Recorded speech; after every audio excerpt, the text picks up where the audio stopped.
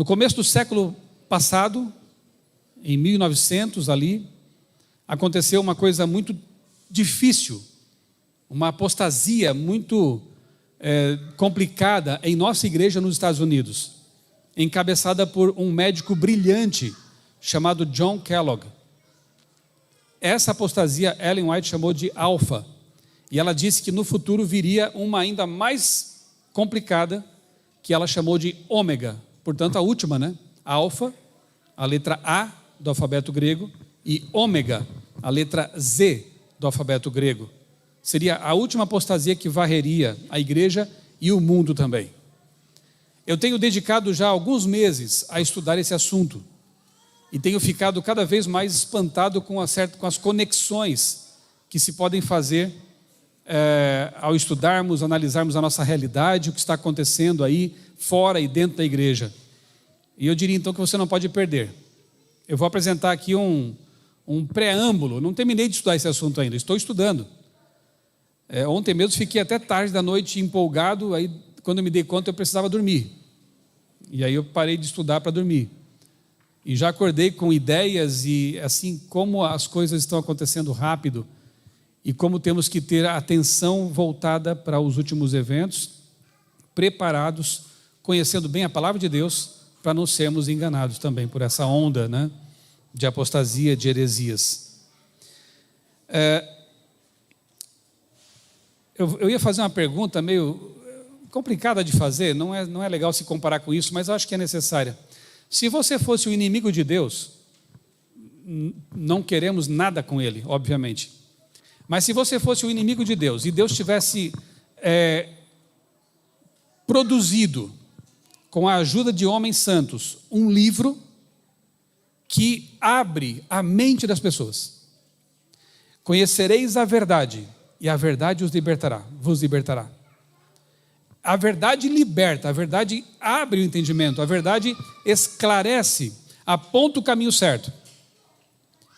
E Deus, em sua infinita sabedoria, usou então essas pessoas especiais, elas começaram escrevendo, inspiradas por ele, em couro de cabra, pergaminhos, material durável. E foram feitas muitas e muitas e muitas cópias para garantir que ela não se perdesse. Depois inventaram uma tecnologia chamada códice, são os nossos livros. Ficou mais fácil, encadernaram, era mais fácil para buscar os textos. Depois veio o CD-ROM, e agora temos aplicativos, e temos a internet, mas a palavra continua disponível, em papel, de maneira digital, está disponível. E se você fosse o inimigo de Deus, sabendo que esse livro, ele liberta, ele mostra o caminho, o que você tentaria fazer para prejudicar essa obra de Deus? Uma vez que você já teria tentado queimar o livro, destruir o livro, matar pessoas que traduziram o livro e não deu certo. Porque hoje a Bíblia ainda é e continuará sendo o livro mais vendido no mundo, mais traduzido no mundo e talvez o mais estudado também entre os livros que se produziram neste planeta. Então o que você faria se você quisesse atrapalhar a obra salvadora desse Deus que se revelou num livro? Você tentou queimá-lo, tentou queimar os que trabalharam nele, não deu certo. Então o jeito seria o quê? Distorcer a mensagem desse livro, ou minimizar a importância desse livro, com argumentos sutis, alguns não tão sutis, capciosos, eruditos muitas vezes. Tentaria cancelar a Bíblia, hoje essa palavra está na moda, né? Cancelamento. Tentaria dizer que algumas partes ainda valem, outras deixa para lá. Tentaria dizer que só aquilo que Jesus disse, como se ele não tivesse dito também por meio de outros, né? Os inspirando, mas só aquilo que ele disse nos evangelhos é que vale, deixa o resto para lá. Com certeza, se você fosse o inimigo de Deus, você faria isso, tendo condições de fazer isso, e usaria pessoas importantes, pessoas famosas, pessoas influenciadores, para fazer esse cancelamento. São estratégias para tentar cancelar aquilo que não convém, aquilo que aponta para os seus pecados. E quando a Bíblia nos confronta, e eu louvo a Deus porque ela me confronta todos os dias, porque quem disse que a minha mente, que as minhas vontades, que as minhas inclinações são seguras? Eu sou um pecador, eu nasci no mundo de pecado, o meu DNA, a minha essência é torta, porque em pecado me concebeu a minha mãe. Eu preciso desesperadamente de alguém que me corrija, que me oriente, que me mostre e que muitas vezes me discipline também, porque Deus diz na Bíblia que Ele disciplina a todos a quantos Ele ama. Mas tem gente da geração mimimi que não quer mais ser disciplinado. Ele quer viver do jeito que ele quer. E muitas vezes de uma forma destrutiva, o que é mais triste. Deus é o nosso Criador, é o nosso Pai, Ele quer o nosso bem sempre, e mais do que isso, Ele quer o nosso bem eterno. Essa semana eu estava dando estudo bíblico para uma classe, eu tenho 2 classes de estudos bíblicos virtuais por semana. Louvado seja Deus por esse recurso, né? Pessoas de outros estados, dá para estudar a Bíblia com eles agora. Deus permitiu isso, e durante a pandemia isso avançou muito, né? E numa dessas classes de estudo bíblico eu falei assim: nós temos que tentar enxergar a vida com os olhos de Deus. E eu dei exemplo do meu pai, que faleceu faz 2 anos, vítima de Covid. A minha família, minha mãe, eu, minhas irmãs, oramos por 30 anos para que meu pai se convertesse. Eu sonhava como pastor, um dia poder batizar meu pai. Eu alimentava esse sonho. Não deu certo. Porém, nós tivemos evidências de que meu pai, pouco antes de perder definitivamente a sua consciência, entrar em coma e não voltar mais, teve um encontro com Jesus. Se isso aconteceu para que ele se convertesse, eu aceito. Alguém poderia pensar, mas ele morreu, e qual o problema? Daqui a pouco tempo ele vai acordar de novo, com um novo corpo, com uma nova vida. Eu vou dar um estudo bíblico para ele no céu, e vou explicar para ele: pai, o senhor perdeu tanta coisa, resistindo, se negando a ouvir a gente enquanto estava vivo. Ele estava em coma, a gente colocava Arautos do Rei todo dia para ele ouvir. Ele vai reclamar quando ressuscitar. Eu mandei áudio para o meu pai todos os dias e pedi para os enfermeiros: coloca no ouvido do meu pai, coloca ali para ele ouvir. E eu preguei sobre todas as nossas doutrinas. Eu falei sobre Jesus e a salvação. E no último dia eu estava do lado dele, quando ele abriu os olhos, poucos minutos antes de morrer. Eu revisei isso com ele e disse: pai, fique em paz, Jesus já morreu por você e salvou você. Nós estamos bem, a mãe está bem, o senhor pode ficar tranquilo. E ele fechou os olhos e dormiu. Então, irmãos, nós temos, e eu fiquei grato a Deus porque Ele permitiu que eu estivesse do lado do meu pai nos últimos momentos da vida dele. Foi o que eu pedi para Deus. Eu queria ser o pastor dele nesses últimos momentos, e Deus me atendeu nesse sentido. E você acha que eu estou triste? Eu estou triste, eu estou com saudade, mas eu estou feliz porque, olhando com os olhos de Deus, eu enxergo meu pai na eternidade para sempre salvo. E se for preciso acontecer algo na sua vida desse nível, uma doença, ou até a morte, para que você seja salvo, você saiu ganhando. Mas tem uma geração, tem um pessoal aí que não aceita a disciplina, que não aceita a orientação de Deus, e que estão colocando em risco a vida eterna, por migalhas deste mundo, por ninharias deste mundo, quando viver com Deus é tão melhor, aqui já, e para sempre, um dia, na eternidade. Tem muitas coisas que eu gostaria de falar para vocês nesta manhã e à tarde também, mas não vai dar tempo. Muitas coisas mesmo. Coisas em que a gente está envolvido, acompanhando, clamando a Deus. Quem disse que seria fácil viver os últimos momentos da história deste mundo sendo Laodiceia? Tem gente que não aguenta e sai. Eu não saio, porque o barco é esse. Tem gente que vê problemas, em lugar de procurar ajudar a resolvê-los, sai para falar mal. Isso não é atitude de Caleb nem de Josué.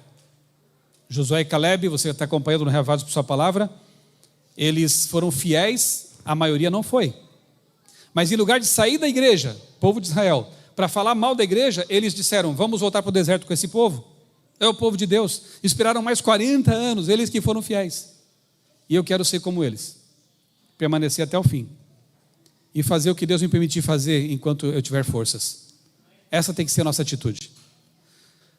Como nos dias de Noé. Quero convidá-los a abrir a Bíblia em Gênesis capítulo 6, versos 5 a 13. Só para lembrar, nós, adventistas, cremos que a palavra de Deus, o Antigo e o Novo Testamento, são realmente a palavra inspirada de Deus, infalível, nossa suprema regra de fé e prática. Por mais que o inimigo esteja tentando cancelar essa verdade, esteja tentando apequenar o livro que é a revelação suprema de Deus, nós cremos que ela é a palavra inspirada de Deus. Gênesis 6, 5 a 13, diz assim o relato de Moisés. O Senhor viu que a maldade das pessoas havia se multiplicado na terra, e que todo o desígnio do coração deles era continuamente mal. Tudo o que eles faziam o tempo todo era para o mal. Gente longeva, forte, inteligente, os antediluvianos, viviam séculos de pecado, se aperfeiçoando na maldade. Então, verso 6, então o Senhor ficou triste por haver feito o ser humano na terra, e isso lhe pesou no coração. O Senhor disse: farei desaparecer da face da terra o ser humano que eu criei. Destruirei não apenas as pessoas, mas também os animais, os seres que rastejam e as aves dos céus, porque estou triste por havê-los feito. Porém, Noé encontrou favor aos olhos do Senhor.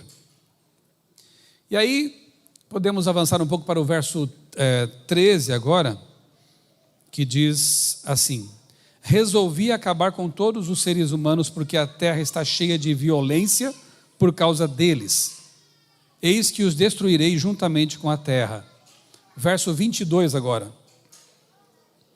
Foi o que Noé fez, conforme tudo que Deus lhe havia ordenado, assim ele fez. O que Noé fez? Uma loucura. Um barco gigantesco em terra seca. Nunca tinham precisado navegar com uma embarcação tão grande. Nunca tinha chovido sobre a terra. Era uma ordem muito esquisita essa que Deus havia dado para Noé, não é verdade? Primeiro, Deus disse: Noé, se prepare, porque vai chover por 40 dias e 40 noites sobre a terra. Hã? Que história é essa? E enquanto você se prepara, construa uma arca, um barco gigantesco. Depois eu vou mostrar um vídeo aqui para vocês das proporções da arca, uma coisa incrível, fantástica. Uma obra tremenda. Construa. Mas, Senhor, em terra seca, vão rir de mim, vão achar isso muito esquisito. Noé fez tudo conforme Deus lhe havia ordenado. Está escrito, é palavra de Deus, eu faço. A ordem vem dele, eu faço. Jesus voltará nas nuvens dos céus. Como assim? Nunca aconteceu isso. Mas ele falou que vai, então ele vai. Preguemos, vivamos, independentemente do riso, do deboche, porque nós queremos salvar nossas famílias, não é verdade? Noé, por sua fidelidade, salvou a sua família. E com essa família, Deus então restartou o mundo, reiniciou a vida na terra. Se Deus não tivesse intervindo naquele momento, possivelmente não haveria mais nada para contar a história. Só aquela família, 8 pessoas, puderam ser salvas. Imaginem quantos milhões de ímpios acabaram morrendo nas águas do dilúvio. Pessoas que inclusive tinham participado da construção da arca. Pessoas que Noé gastou todo o seu dinheiro nessa obra de Deus aí, né? Pessoas que devem ter ajudado por dinheiro na construção, não entraram lá. E a ilustração é clara para nós também, né?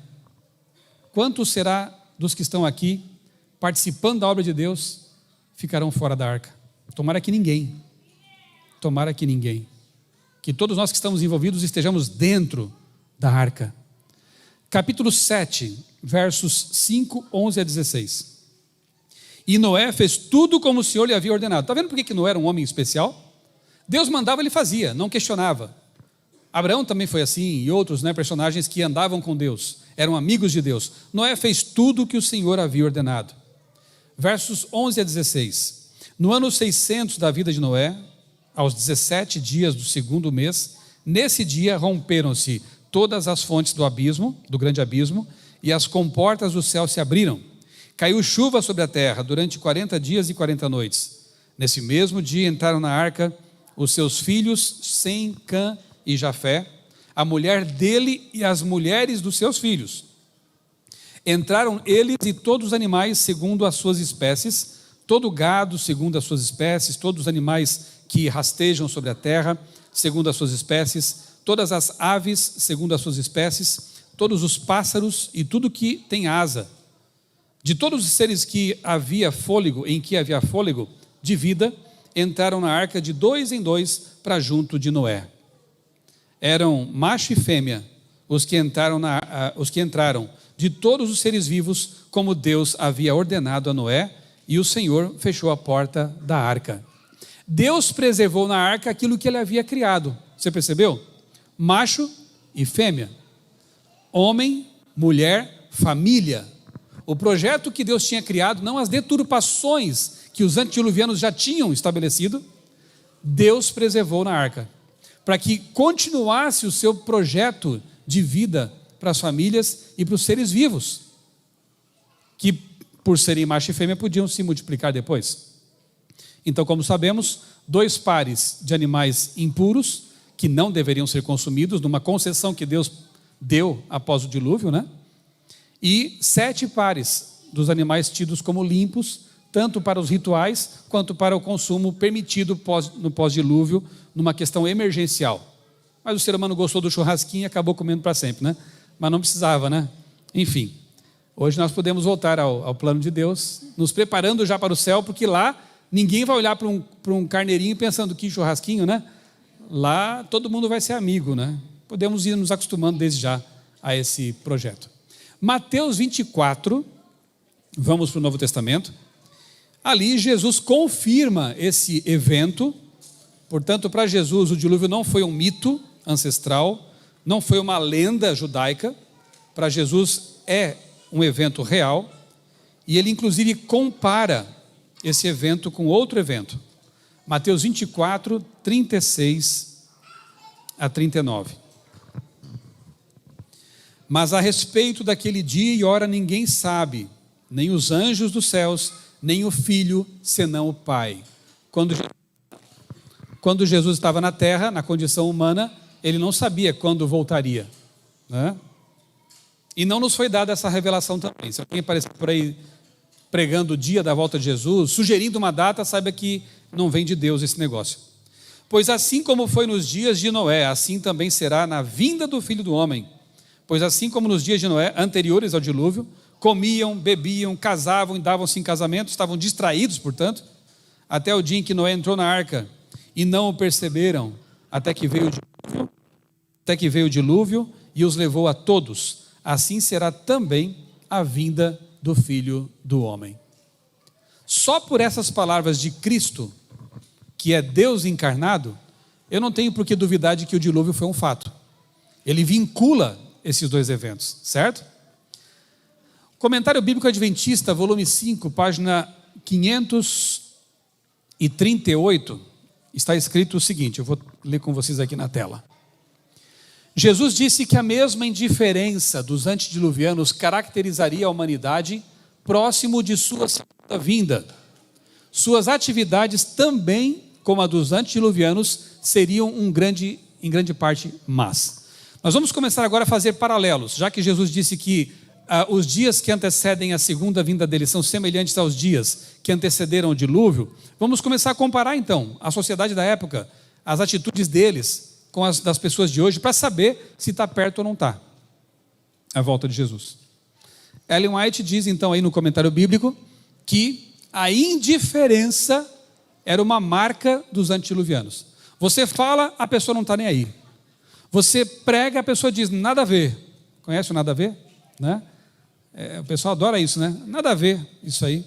E vão levando a vida de forma indiferente. Durante a pandemia, a gente viu muita gente buscando Deus, orando e se interessando por escatologia, eventos finais, né? Passou. E já tem muita gente voltando à vida normal. normal, entre aspas, porque o normal devia ser estar sempre apegados a Deus. Então, infelizmente, além da maldade, a indiferença é uma marca desta geração, quanto foi lá também do pessoal que viveu antes do dilúvio. 2 Timóteo 3, 1 a 5, ali Paulo faz uma descrição detalhada das condições, né, de uma geração perdida, que deveria estar preparada para a volta de Jesus, mas que na verdade está bem longe disso. Diz o apóstolo Paulo: você precisa saber disto, nos últimos dias sobrevirão tempos difíceis, pois os seres humanos serão egoístas, avarentos, orgulhosos, arrogantes, blasfemadores, desobedientes aos pais, ingratos, ímpios, sem afeição natural, implacáveis, caluniadores, sem domínio de si, cruéis, inimigos do bem, traidores, atrevidos, convencidos, mais amigos dos prazeres do que amigos de Deus, tendo forma, aparência de piedade, mas negando o poder dela. Fique longe também destes. O que vocês acharam? Tudo a ver ou nada a ver com o nosso tempo? Um raio-x, né? Da realidade que nos rodeia, infelizmente. Eu vou agora passar para vocês um vídeo. Eu fiz uma edição, consegui encurtar o máximo que eu pude. É uma conversa, é um bate-papo como é que chama? Videocast, né? É um pastor, ele não é adventista, é um pastor de uma igreja lá de Curitiba, pastor Farley Labatucci. Ele fala sobre um assunto que tem preocupado não só a nós, adventistas, mas também a pessoas que estão com os olhos bem abertos, são pessoas sinceras lá fora também. E o pastor Labatucci é um desses. E ele fala abertamente sobre o problema da hipergraça. Já ouviram falar disso? Hipergraça? É claro que a graça de Deus nos alcança, nos salva, nos habilita para o céu, mas a justificação é o primeiro passo, e o mais importante, é claro. Mas o que se segue à justificação? Nós conhecemos bem o assunto. A santificação. Santificação não é querer marcar mais pontos no céu para garantir sua salvação, porque você já foi salvo pelo sangue de Cristo. Mas a santificação é o passo natural daquele que foi salvo por Jesus e que ama tanto Jesus que só pode perguntar: Senhor, o que tu queres que eu faça? É aquilo que Jesus disse para a mulher que foi surpreendida em adultério naquela armação que fizeram para pegar Jesus. Armação, porque se foi surpreendida, cadê o homem que deveria ser apedrejado com ela? Foi uma armadilha. E ali estava aquela mulher lá, jogada aos pés de Cristo e daquela turba, e então eles tentam colocar Jesus na armadilha. A lei diz que tem que ser apedrejado. O que tu dizes? E vocês conhecem bem a história. Ele começa a escrever no chão, na poeira do templo, da escada do templo, os pecados daqueles que estavam condenando a mulher, que eram muito piores do que os dela. E eles começam a sair dali, da cena, não resta mais ninguém, e Jesus pergunta: cadê os seus acusadores? Senhor, não tem mais nenhum. Eu também não te condeno. E está tudo certo. Termina assim o texto? Eu não te condeno. Justificação. Você está perdoada. Agora vá e não peques mais. Vá e não cometa mais adultério. É isso. Santificação. Será que essa mulher, não quer dizer que ela viveu a vida inteira agora perfeita, né? Porque João mesmo diz: filhinhos, eu escrevo essas coisas, a Bíblia, para que vocês não pequem, mas se vocês pecarem, nós temos um advogado. Mas será que o desejo daquela mulher que foi tão graciosamente perdoada por Jesus, não foi exatamente aquele de viver uma vida digna, santa, por amor àquele que havia perdoado? Claro. Se o ladrão da cruz tivesse a chance de descer de lá, você acha que ele não iria para a igreja, não pediria o batismo, não ia querer saber como Jesus quer que eu viva? Porque eu estou apaixonado por Jesus. E quem é apaixonado quer fazer o que o outro gosta. Ele me salvou. Ele me deu uma nova vida. O que ele quer de mim? Ele quer que você faça isso. Nossa, não é tão fácil, mas ele me ama. E se ele quer isso de mim, é bom para mim. É o sábado? Puxa, eu não sabia. Vamos lá. Eu não posso comer isso, aquilo, por tal e tal motivo? Ok. eu não posso fazer isso, eu nem entendo por quê, mas Ele mandou. Eu amo esse Senhor, Ele sabe o que faz, Ele me criou, eu vou fazer também. Deu para perceber? É complicado isso, gente? É complicado? Não é. É a essência da vida cristã. Eu sou perdoado, salvo pela graça, e o próximo passo é querer fazer aquilo que aquele que me salvou pede. Guardar os mandamentos, obedecer a sua palavra. Só que essa tal de hipergraça, que é a heresia da moda, ela minimiza a lei de Deus. Ela tira de cena a santificação e diz: você venha como está e permaneça do jeito que você quiser. Não é isso que Deus quer para nós, porque Ele sabe que não é bom para nós. Deus fala assim: eu te recebo como você está, para transformar você naquilo que eu sei o que é melhor para você, porque eu te criei. Eu sei que a comparação é um tanto distante, né, drástica, mas eu entrevistei esses dias o irmão Gabriel Estevão.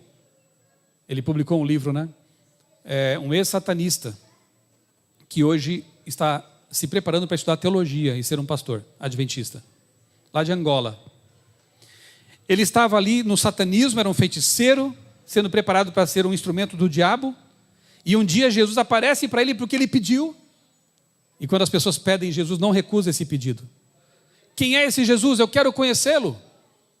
Porque a glória que ele viu em Cristo era tão maior do que a dos anjos maus, do que a de Satanás, que ele ficou deslumbrado. Quem é esse Jesus? Jesus aparece para ele, sabe o que Jesus falou para ele? Eu não te criei para isso, meu filho. Eu não te criei para isso. Ele fala o mesmo para nós. Você talvez não seja um satanista, um ex-satanista, mas ele fala a mesma coisa para você. Eu não te criei para isso. Eu te criei para algo muito maior e melhor. A hipergraça, por mais que pareça algo tão bom e bíblico, ela tem minimizado a santificação, o alinhamento da vida com Jesus. E isso é muito perigoso. O vídeo tem 6 minutos. Pode ser? Vocês estão com tempo? Eu também. Vou ficar o dia inteiro aqui com vocês. Mas é o que eu pude enxugar, mas eu acho que é importante isso. Para que você perceba que tem gente sendo tocada pelo Espírito Santo. Enquanto alguns estão sendo usados pelo diabo dentro e fora da igreja, tem gente sendo usada por Deus dentro e fora da igreja, da nossa igreja. Então ouça aqui o pastor Farley falando sobre a hipergraça e depois eu vou prosseguir aqui com a minha mensagem. Cara, na minha humilde opinião, não tem nada que prepare melhor a igreja para a apostasia do que a hipergraça. Sabe por quê?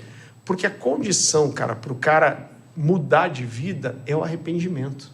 E já não se fala mais. Cara, por quê? Porque o que é uma conversão? A gente usa essa expressão conversão. Cara, conversão é assim, eu estou indo para uma rota, para um destino, para um alvo, e aí, de repente, algo é tão chocante para mim que eu dou uma volta de 180 graus. E eu faço o caminho totalmente contrário. Né?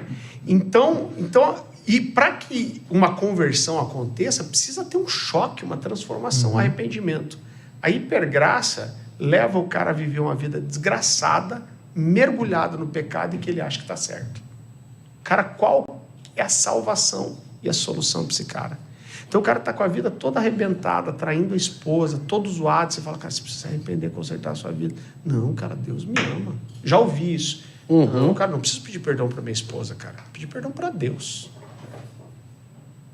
E, cara, tá tudo certo, Deus me perdoa, porque Deus é amor, porque você é religioso.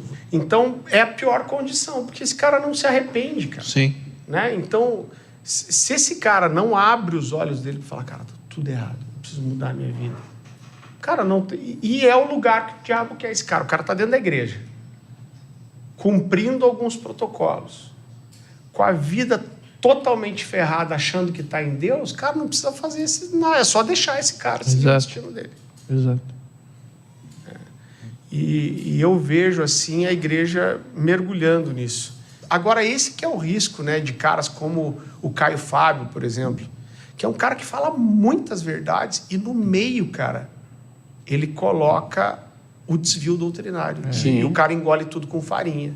Cara, isso a igreja abraça isso muito fácil, né? E eu lembro que um dia eu preguei uma mensagem, cara, na igreja, estava cheio. É uma mensagem chamada pelos meus frutos me conhecerei, que fala de você olhar seus frutos e descobrir quem você é. E, cara, eu regaço a hipergraça nisso também. Falo de pecado. Aí os amigos meus me falaram que diz que no meio da pregação levantou umas senhoras, cara, e saíram braba, batendo o pé. E ele ouviu a conversa delas. A gente vem para a igreja para se sentir bem e daí fica ouvindo essas coisas só para se sentir mal. Não vou mais vir aqui. Mas olha o conceito. Não, eu vou para a igreja para me sentir bem. O Luiz Hermínio que fala, né, que a boa mensagem não é aquela que você sai feliz, com o pregador, mas aquela que você sai triste com você mesmo. E esse é o poder que a palavra tem de te confrontar, de te alinhar, de te transformar. Agora, quem quer isso, né, cara? E, cara, eu vou te dizer, você vai dar fruto de acordo com a sua doutrina. Exato. A sua doutrina, cara, porque ela é o prisma pelo qual você enxerga, cara. Ela vai frutificar de acordo com a doutrina que você acredita, né? Vamos pensar pelo outro lado. Não, Deus me ama, então Ele perdoa toda a presepada que eu faço com a minha esposa, traindo ela. Cara, mas e o lado da esposa? Que Deus de amor e justiça é esse que o marido pode fazer o que quiser e Deus não se importa com a justiça? Vamos pensar assim, cara, eu sou pai de 2 meninas. Eu amo minhas filhas. E se alguém vier abusar delas, eu vou falar, não faça isso. Mas se você fizer, tá tudo bem também. Eu vou te perdoar. Cara, que amor é esse? É o amor só por quem abusou e o amor por quem é abusado. Então, o amor de Deus, ele é completo, cara. A justiça de Deus, ela é uma das faces do amor de Deus. O fato de Deus amar implica necessariamente em Deus ser justo também. Agora, você começa a perder todos os parâmetros, né? Então, tipo, poxa, você arrebentou o cara lá que baixou em outro menino na sua igreja. Cara, mas não é só ele que eu tenho que amar. Eu tenho que amar quem foi assediado. Sim. Eu tenho que amar quem está exposto ali. Então, é uma conta meio besta, né, cara? Meio religiosa. E eu acho muito interessante, cara, porque você fala tanto... As pessoas tentam pregar um Jesus que só amou.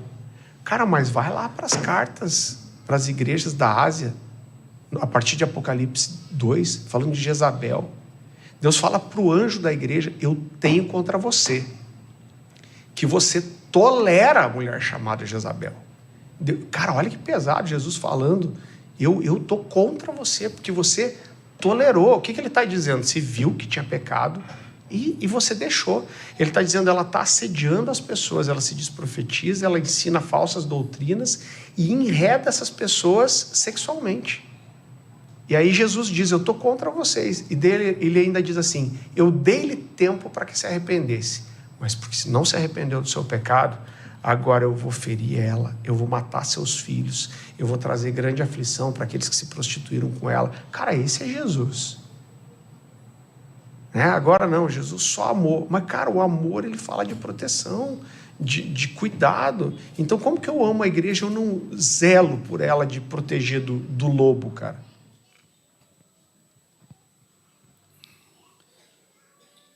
Vocês vieram para cá hoje para se sentir bem ou para ouvir o que tem que ser ouvido?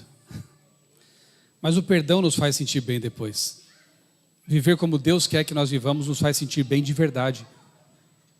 Eu estou aqui para dizer que é real na minha vida. Eu não nasci na igreja adventista.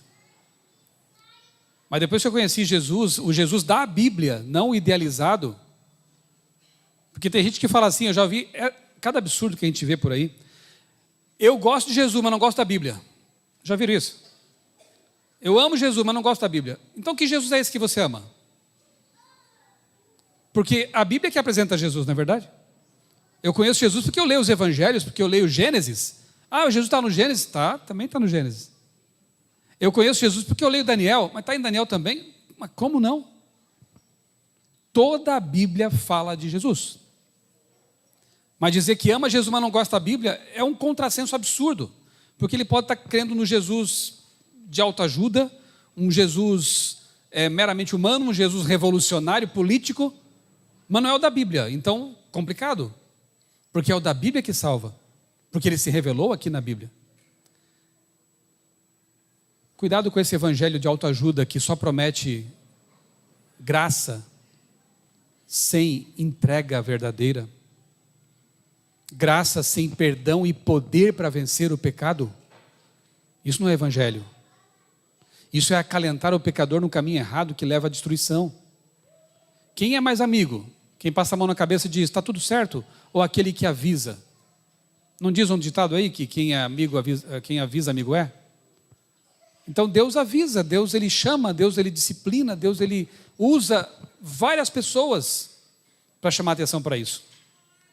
E eu vivi para ver pastores pentecostais, neopentecostais, trazendo uma mensagem de conversão, e ver pastores e líderes dentro do nosso movimento abraçando a hipergraça.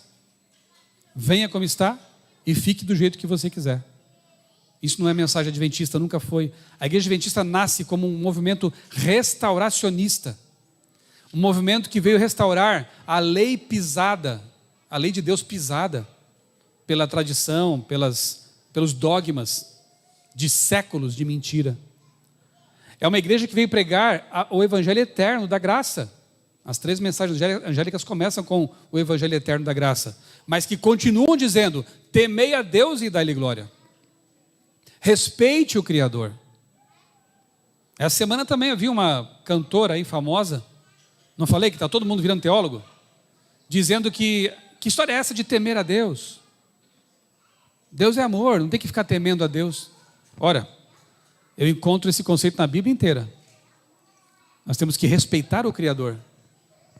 Não é o cara lá de cima, ele é o nosso Criador. Ele ama sim, mas diante de uma autoridade, você também se prostra, você adora, você respeita. Vamos adiante aqui. Será que o dilúvio realmente aconteceu? Será que temos evidências além, como se fosse necessário, além das palavras de Cristo que disse que sim, aconteceu? Graças a Deus, a nossa fé não precisa ser uma fé assim sobre um vácuo, né? Uma nuvem sem evidências. A nossa fé é sustentada por evidências. E nós temos várias delas. Eu tenho um livro lá na CPB chamado A História da Vida. E nesse livro eu apresento vários argumentos que nos ajudam a perceber que o dilúvio aconteceu de fato, né? Argumentos da geologia, da paleontologia, da história. Por exemplo, mais ou menos metade dos sedimentos continentais são de origem marinha. Eu estive pesquisando alguns anos atrás lá no Ceará, lá no interior do Ceará, na região da Chapada do Araripe, 500 quilômetros distante do mar. E nós encontramos ali, eu encontrei fósseis de animais marinhos, peixes marinhos, crustáceos. Como entender isso? Montanhas em cordilheiras como os Andes e no Himalaia, você encontra ali fósseis de animais marinhos, lá em cima, lá dentro do continente.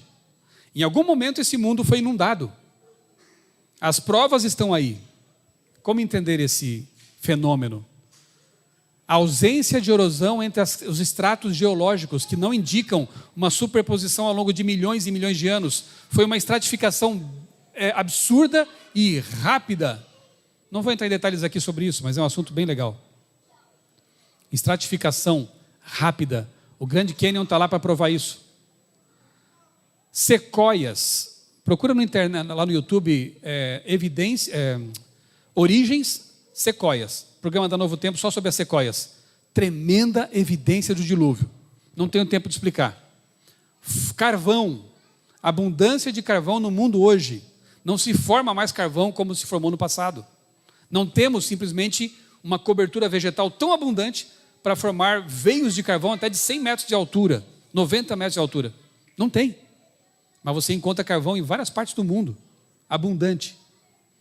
Fósseis, inclusive em montanhas, como eu já disse, 200 relatos em culturas distintas. Você vai ali estudar as mitologias, os mitos primordiais, na Grécia, na Mesopotâmia, até aqui no Brasil, entre tribos isoladas. Eles falam de uma grande inundação que no passado destruiu a terra e uma família foi salva num barco. Detalhes variam, mas a essência do relato, ela é basicamente essa: uma grande inundação, uma família, um barco. Nos caracteres chineses antigos, existem ali aqueles desenhos, né? Que são uma escrita pictográfica. Existem indicações que apontam para Noé para Adão e Eva, para a arca, dilúvio. O que mostra que antes de o confucionismo tomar conta da China, houve uma tradição bíblica naquela nação. O Deus único que eles adoravam antes de a história da China mudar drasticamente, chamava Shanti. A origem etimológica é muito parecida com o Deus da Bíblia, El Shaddai, Shanti. Não sei se vocês sabem dessa história, mas é muito interessante. A China já foi monoteísta no passado. E há traços bíblicos na cultura e na escrita chinesa. 200 culturas distintas falam de um dilúvio na terra. Isso aconteceu. Deixou marcas na história, na terra, nas culturas. O que eu farei agora, eu não sei se vocês já leram esse livro aqui, eu estou aqui com a nova edição.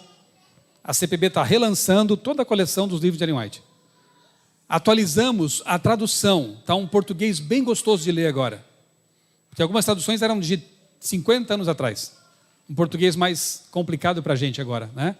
Queremos alcançar as novas gerações com esse patrimônio literário inspirado por Deus, os livros de Ellen White.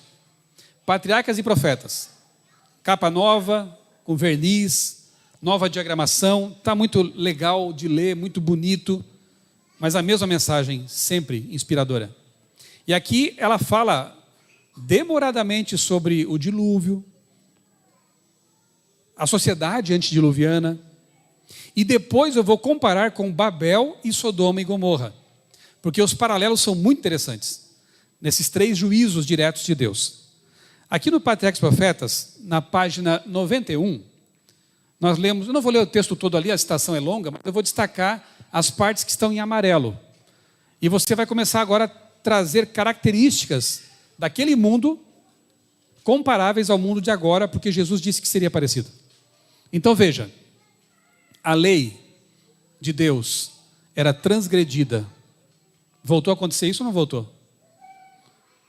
A lei de Deus transgredida, a justiça era pisada no pó. A injustiça tomava conta daquele mundo. Hoje não, né? Hoje não tem injustiça no mundo, né? O Senhor dera a Adão uma só esposa, mostrando sua ordem a tal respeito. No livro Lar Adventista, Ellen White chega a dizer que o casamento bíblico era uma lei de Deus. E ela compara com o sábado, que são justamente as 2 instituições edênicas que vieram pós-pecado e seguem até o fim. O sábado e o casamento heteromonogâmico. Mas naquele tempo já, eles estavam promovendo a poligamia, que Deus nunca apoiou, nunca aprovou. Um homem, várias mulheres, algumas culturas, uma mulher, vários homens. Nenhuma variante desse plano é aceita por Deus. Por mais que o mundo tente normalizar essa questão. Homens preferiram seguir seus próprios desejos pecaminosos. Nem a relação do casamento, nem os direitos de propriedade eram respeitados. Interessante, hein? Propriedade privada, que não deve tornar você um egoísta. Mas Deus valoriza o que é seu. A primeira propriedade privada que você tem é o seu corpo. Certo? Ele é inviolável. Só que ele não é seu, na verdade. Ele pertence a Deus. Então a frase devia ser assim: meu corpo, regras do Criador do meu corpo. Como Deus que criou você diz que você tem que tratar o seu corpo? Essa é a pergunta. É muito absurdo dizer meu corpo, minhas regras. Eles violavam as regras de Deus naquele tempo. Bom, o que eu disse para vocês? Que eu fiz uma comparação então entre esses 3 capítulos. Dilúvio, Torre de Babel, Sodoma e Gomorra. Há muitos paralelos. Resumindo para vocês, já mastigando para vocês, mas um exercício para você fazer em casa, sugiro como tarefa de casa, leia esses 3 capítulos no Patriarcas e Profetas. Tá? Mas assim, já resumindo, o que aparece em comum ali? Eu fiz uma lista. Primeiro, nas 3 situações em que Deus interveio com o juízo direto, transgressão da lei, injustiça social, eles oprimiam, desprezavam os órfãos, as viúvas, o estrangeiro. Deus fala muito disso, hoje mesmo, no Reavivados por sua palavra. Ele diz, tratem bem os estrangeiros, porque vocês já foram estrangeiros no Egito. Xenofobia não podemos ter. Nós temos que ser, no bom sentido da palavra, inclusivos, para permitir que as pessoas que vêm para cá possam ter acesso ao poder de Deus transformador que nos transformou. Então a injustiça acontecia lá. Poligamia e desejos pecaminosos, desrespeito ao casamento, negação da existência de Deus. Os caras tinham fazia pouco tempo tinham passado pelo dilúvio. Aí vão fazer uma torre para escapar de um dilúvio que Deus disse que não mais aconteceria. Desprezo à palavra de Deus. Começa a adorar ídolos. Desprezo ao Deus verdadeiro. Pouco tempo depois do dilúvio. Que tristeza, né? Como é o ser humano, né? Passa a pandemia e começa a fazer besteira. Passou o dilúvio e começaram a esquecer. E voltam para o pecado. Rebelião contra Deus, idolatria e orgulho, desvio dos ensinos bíblicos, riqueza e divertimentos, satisfação sensual, banquetes e bebedice, desprezo à revelação, à Bíblia, apostasia e sensualismo. Tudo isso, todos esses itens são comuns nas 3 situações. Mas o pior é que o pessoal de Babel teve o dilúvio como exemplo. O pessoal de Sodoma e Gomorra tinha Babel e o dilúvio como exemplo. Nós temos Sodoma e Gomorra, Babel e o dilúvio como exemplo. E aí? Vamos chafurdar na mesma lama? Vamos incorrer nos mesmos pecados? Nós somos indesculpáveis. A Bíblia inteira está cheia de exemplos para que nós possamos aprender por contraste do que é errado e por imitação do que é certo.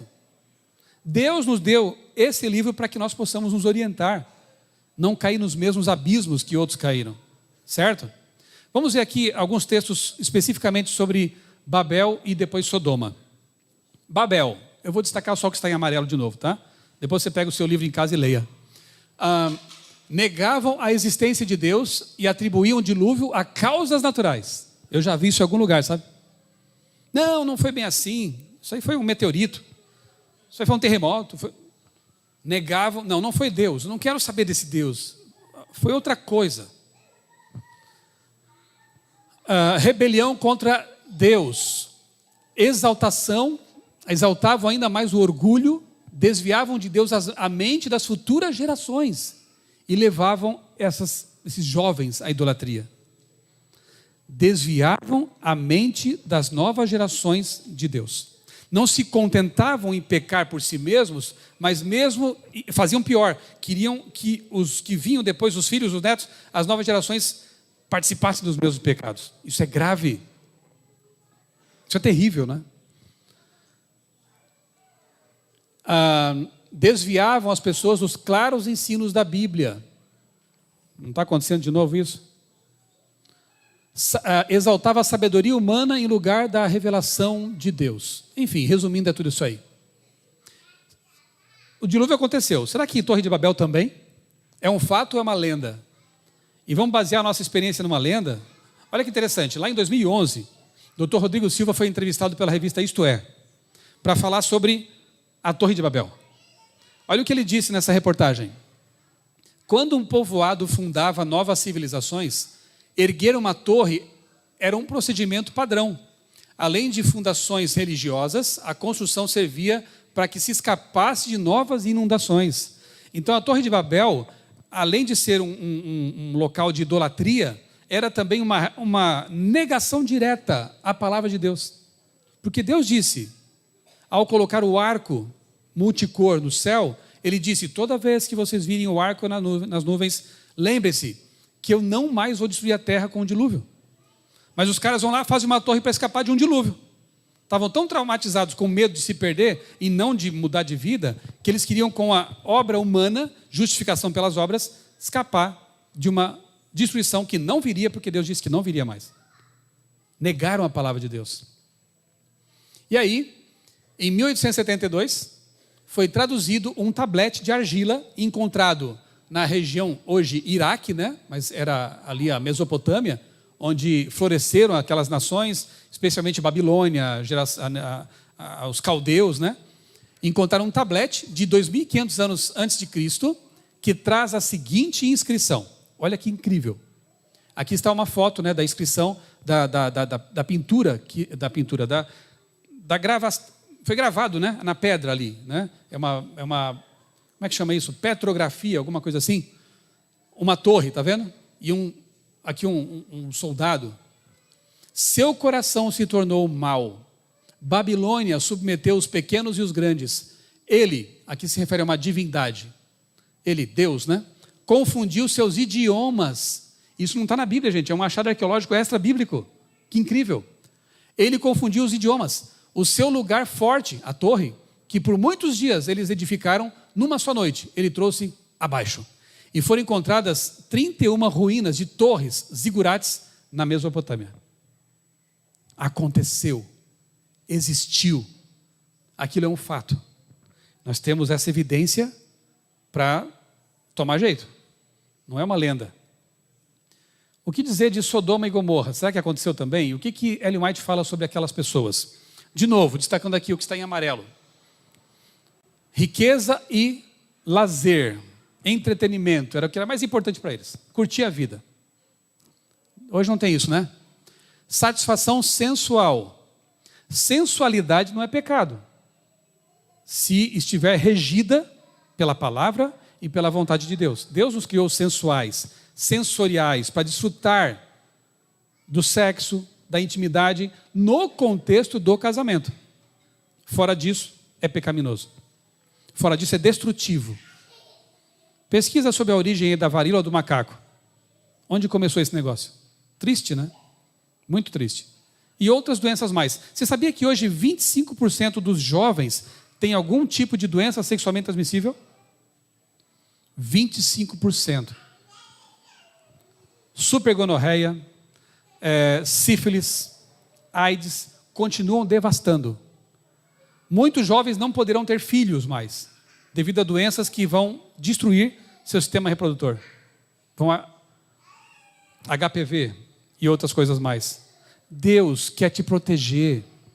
Deus quer que você desfrute da sexualidade num contexto de saúde, de bênção, de não preocupação. Quando não há preocupação, quando há liberdade, o prazer é muito maior, não é verdade? Do que fazer com medo, com preocupação, e depois talvez ter que arcar com as consequências disso. Deus quer o nosso bem, mas aqui eles estavam desenfreados nesse ponto. Regozijo e orgia, banquetes e bebedeiras, bebedice. Eles tinham o exemplo dos antediluvianos. Olha que interessante. Os de Babel tinham o exemplo dos antediluvianos. Não deram atenção para isso. A sorte de Sodoma é um aviso solene. Para quem? Para nós. A história se repete. E não é estranho ver hoje pessoas no nosso meio querendo minimizar o pecado de Sodoma? Você já viu isso? Só falta canonizar Sodoma agora. Não, não é bem assim. O pecado ali foi só falta de hospitalidade. Foi só injustiça social. Gente, essa não é toda a história. Vamos ler aqui na Bíblia. Deixa eu ver se tem mais alguma coisa aqui nesse parágrafo. Incredulidade vestida no traje de cristianismo, ao mesmo tempo em que se acha solapar a fé na Bíblia. Sempre a Bíblia é o alvo, tá, gente? Como revelação de Deus. Aparência de piedade, mas negando a eficácia, como diz o apóstolo Paulo. Apostasia, de novo, sensualismo. Então vamos lá. Eu não vou ler, porque o tempo está avançado, eu vou citar, você pode anotar aí, tá? Ezequiel 16, 49 e 50, ali o profeta está dizendo assim para Jerusalém: vocês não viram o que aconteceu com Sodoma? Vocês não aprenderam a lição de Sodoma? Qual foi o pecado de Sodoma? Aí ele começa a dizer: orgulho, arrogância, desprezo para com os pobres. Isso é pecado ou não é? Sim, é grave. Só que tem muita gente hoje só citando o verso 49, de maneira muito estratégica. Porque se você ler o verso 50, e você sabe que na Bíblia não tem versículo, né? É um texto corrido. Então ela continua descrevendo os pecados de Sodoma. No verso 50 é mencionada a palavra toevá. Sabe o que é toevá em hebraico? Abominação. Abominação. O que faz um bom estudioso da Bíblia quando ele tem acesso às línguas originais? Ele começa a comparar textos que trazem a mesma palavra para entender o sentido dessa palavra na Bíblia, dentro da Bíblia. Se você for buscar outras ocorrências de toevá na Bíblia, você encontra, por exemplo, Levítico capítulo 18. E ali Moisés faz uma relação de vários pecados sexuais, de vários desvios do plano de Deus, como incesto, zoofilia, e ele chama essas coisas de abominação. Aqui em Ezequiel aparece essa palavra. Por que essas pessoas estão tirando um verso e citando só o 49? Porque não querem ser confrontados com a palavra para receber o poder de Deus para mudar de vida. Por que alguns pecados têm sido tolerados e outros não? Todo pecado, não importa qual seja, é perigoso. Todo pecado, quer seja praticado por um homem ou por uma mulher, por um heterossexual ou por um homossexual, pode levar à perdição. E fatalmente leva, se não arrependido e perdoado e confessado. Nós estamos no mesmo barco, não importa quem sejamos, não importa a nossa orientação sexual, nós somos todos pecadores. E precisamos desesperadamente da graça de Cristo, do poder santificador do Espírito Santo. O que não podemos fazer é mascarar o que a Bíblia traz claramente. Isso é desonesto, isso é passar a mão na cabeça de um pecador, isso é tornar pecadores empedernidos no caminho da perdição e não dar-lhes a oportunidade que você teve de ter seus pecados perdoados, não importa qual seja o seu pecado. Lá em Judas, verso 7, o autor faz menção a Sodoma também. E ele diz, pecados de origem sexual, só que lá a palavra é grega, né? Ekporneu. Ekporneu vem da mesma raiz de porneia, dali pornografia e outras coisas. Porneia, na Bíblia, é qualquer tipo de atividade sexual que vá contra aquilo que Deus estabeleceu. É um desvio, é uma prática não aprovada por Deus. Porneia. Adultério, incesto, e vai por aí a lista, né? Então nós temos clara indicação bíblica de que Deus não aprova essas coisas, mas Ele quer salvar as pessoas. Ele quer que todos tenham oportunidade de mudar de vida. Ah, mas eu nasci já com essas tendências. Meu pai era um mulherengo, e quem sabe eu tenho herdado alguma coisa por epigenética do meu pai. Ué, então a gente é meio... Como é que chama aquele livro da menina que falava assim? Eu nasci assim e tal, né? Gabriela. Todo mundo aqui é Gabriela agora? Eu nasci assim. Deus te dá poder. Ellen White tem um texto fantástico que ela diz assim: Deus tem poder para mudar nossas tendências herdadas e cultivadas. Genética e epigenética. Ou ele não tem poder? Qual o tamanho do seu Deus? Tendências herdadas, isso que eu acabei de falar. Você pode herdar tendências para o alcoolismo, sabia? Você pode herdar tendências para o uso de drogas, se foi o caso da sua mãe, que se consumia isso. E a epigenética hoje está explicando isso para a gente. Interessante que Ellen White nunca estudou genética, mas ela falava das influências pré-natais, que podem passar para gerações depois. Mas quando você aceita Jesus, quando você aceita o poder do Espírito Santo, ele quebra essa sequência de maldições. Ele pode mudar as tendências herdadas, a sua genética, e pode mudar suas tendências cultivadas. Se você foi absorvido por uma cultura, por um tipo de pensamento, Deus, o Criador, na pessoa do Espírito Santo, ele rompe isso, ele quebra isso e te dá uma nova vida. Não importa quem você seja.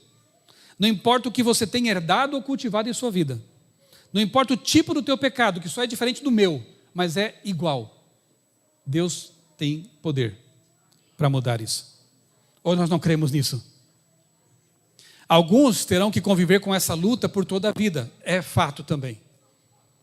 Alguns nunca mais poderão passar na frente de um bar, porque lá entranhado em seus genes está uma tendência. Então o que ele sabe? O que ele tem que fazer? Eu vou passar longe. Como José passava longe da mulher de Potifar.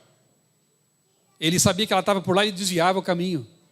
Alguns, e isso é meio misterioso, não vou explicar aqui, nem consigo entender, alguns conseguem ter a força de Deus para romper e mudar completamente o rumo. Outros lutam com tendências para o resto da vida, mas Deus está do lado deles. E ninguém pode condenar ninguém por ter lutas, por ter tendências. Nós temos que abraçar, amparar, ajudar, orar com. Mas podemos, com o poder de Deus, lutar, resistir e vencer com Ele, em comunhão com Ele. Dizer qualquer coisa menos que isso é minimizar o poder do Espírito Santo. E eu não creio num Espírito Santo fraco. Eu não creio num Deus pequeno. Eu creio no Criador do universo, que vai te ajudar o tempo todo, ainda que você caia, Ele vai lá te dar a mão e levanta. O Reavivados de hoje, capítulo 10 de Deuteronômio. Moisés sobe o monte de novo, lavra 2 pedras, e é dito no texto que Deus escreveu de novo o mesmo texto naquelas pedras. É o capítulo da segunda chance. Deus esquece o que passou, dá de novo a lei para eles e diz: sejam fiéis, obedeçam.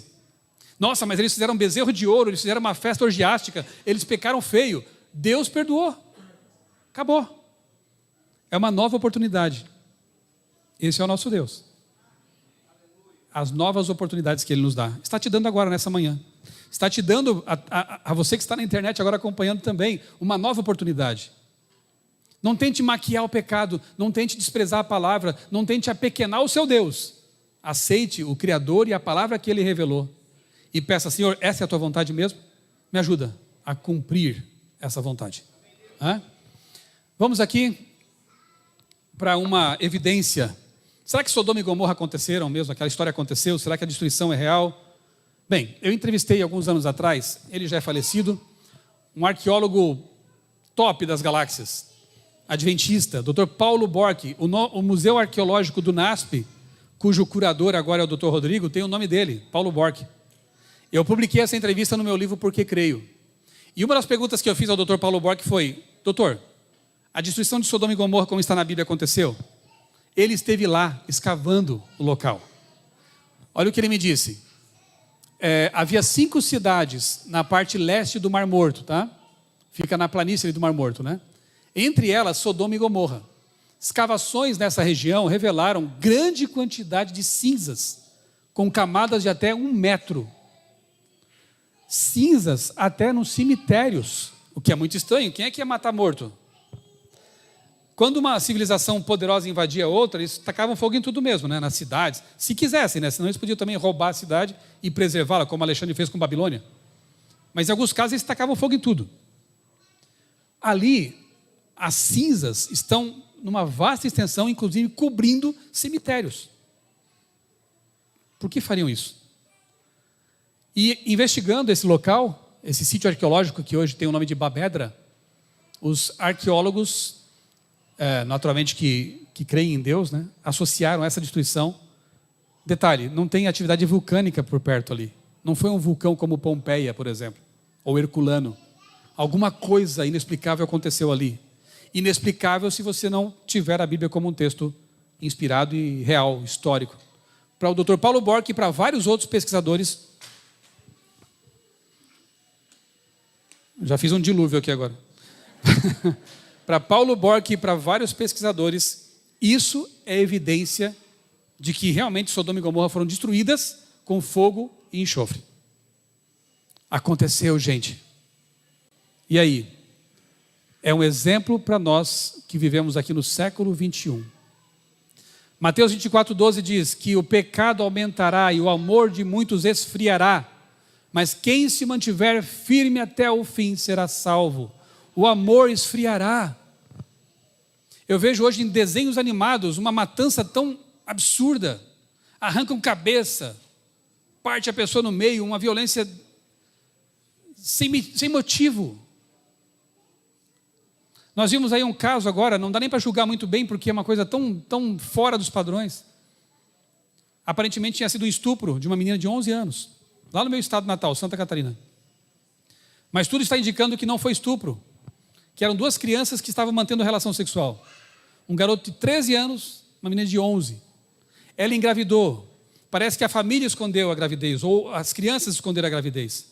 Quando souberam disso, já estava com a gravidez bem avançada. Uma juíza tentou intervir no caso. Foi afastada. E agora, a criança com 29 semanas, 7 meses, dali pouco tempo estaria apta para nascer, foi assassinada dentro de outra criança. E muita gente comemorando isso. Gente que fala assim: proteja os animais. Ovos de tartaruga. É um pecado matar. Claro que é. Proteja os animais? Claro que sim, eu sou um defensor disso. Mas mate uma criança no ventre, e muitas vezes de adultas, não só de crianças. É um caso complicado? É. Viola toda a ética? Viola. Mas olha o que estava acontecendo ali, gente. E será que as pessoas que apoiaram a morte, é uma injeção letal, o bebê luta contra. Se a primeira injeção não funciona, eles dão uma outra. E depois começa a arrancar em partes, esquartejar. Qual é a diferença da criança que já nasceu para uma criança que já estava apta para nascer? A pele da barriga diferencia um ser do outro? É duro, né? Falar sobre isso, entender isso. Eu só sei que isso mostra que o mundo está vivendo uma tragédia o tempo todo. Isso só mostra que acabou, chega deste mundo. Nós precisamos que Jesus volte logo e precisamos desesperadamente disso.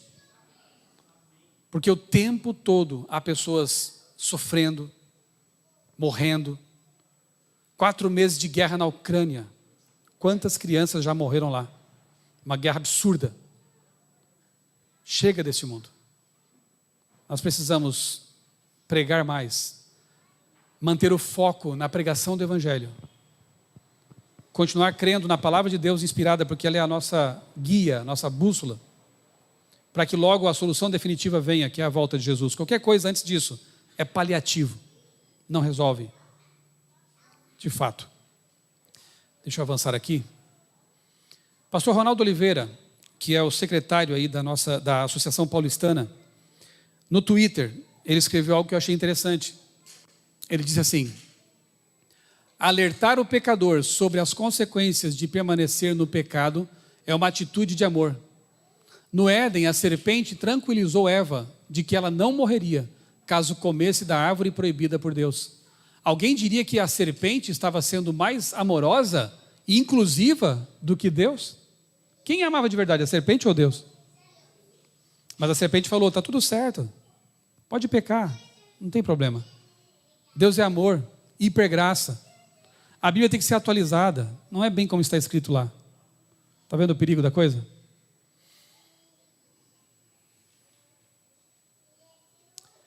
Esse vídeo mostra o que seria, mais ou menos, né, de forma bem aproximada, o que foi o projeto Arca de Noé, que salvou a humanidade e representantes dos animais, para que repovoasse o mundo. Olha que incrível que é esse projeto. Clica para mim no meio da tela para rodar o vídeo, e depois a gente vai concluir.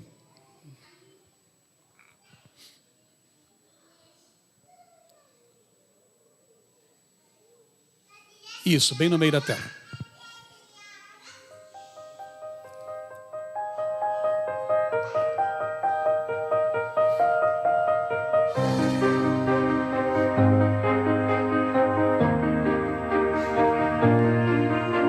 Ela foi feita de madeira super resistente, foi calafetada com um tipo de resina, portanto ela foi impermeabilizada, plastificada literalmente. Aí a capacidade era o tamanho de um piso, né? Era maior que um campo de futebol. Ela tinha 3 pisos, portanto uma capacidade volumétrica de mais de 900 vagões ferroviários. Tinha espaço de sobra para receber os animais, estocar alimentos e preservar a vida. Deus deu a Noé o projeto. Até hoje os superpetroleiros usam as proporções náuticas da arca, e assim eles são navios quase inafundáveis. Como Noé podia saber disso? Nunca navegaram. O projeto foi dado por Deus. Mesmo assim, nós sabemos pela inspiração que anjos poderosos sustentaram a arca. Hoje o mundo é um mar bravio, nos rodeando, nos açoitando. As ondas são fortes. Parece que a igreja vai afundar, mas não vai. Parecia que a arca afundaria, mas não afundou, porque Deus a susteve. Deus protegeu aquele conteúdo precioso, tanto quanto está protegendo o conteúdo precioso da sua igreja, o seu povo remanescente. Ele quer que você vá ao mundo e diga para as pessoas, para que elas tenham uma chance pelo menos: existe salvação. A arca está de porta aberta para você. Noé, quando pregava isso, cada martelada era uma pregação. Quando ele falava, muita gente riu dele. Muita gente o desprezou, achando que era um homem desajustado para o seu tempo. Noé, você está fora da cultura. Você é um fanático, você é um louco. Quando os primeiros pingos de chuva começaram a cair, quem era o louco? Quem foi o fanático que desperdiçou o seu tempo? Nós temos que pregar como Noé. Pregar o que parece impossível. Mas precisamos falar. Precisamos dar as nossas marteladas na arca de Noé, na arca de salvação atual. Porque como nos dias de Noé, os dias finais também tem distração, também tem indiferença, também tem busca desenfreada por prazer. E não condenemos essas pessoas, porque o vazio no coração delas as faz buscar satisfação no lugar errado. Tem muita gente enchendo a cara, se entregando a relações sexuais de risco, porque o vazio que elas têm não é preenchido por nada. Então elas se entregam ao pecado achando que isso vai resolver. Mas aqueles de nós que já vivemos sem Jesus sabem que isso não satisfaz, que isso não preenche, e que a gente só encontra realmente essa completude, essa paz verdadeira quando nós entregamos a vida para Jesus. Se você que está me ouvindo não passou por essa experiência da conversão, eu te convido a convidar Jesus, para que Ele possa dizer para você o que disse para o Gabriel e para muitas pessoas: eu não te criei para isso.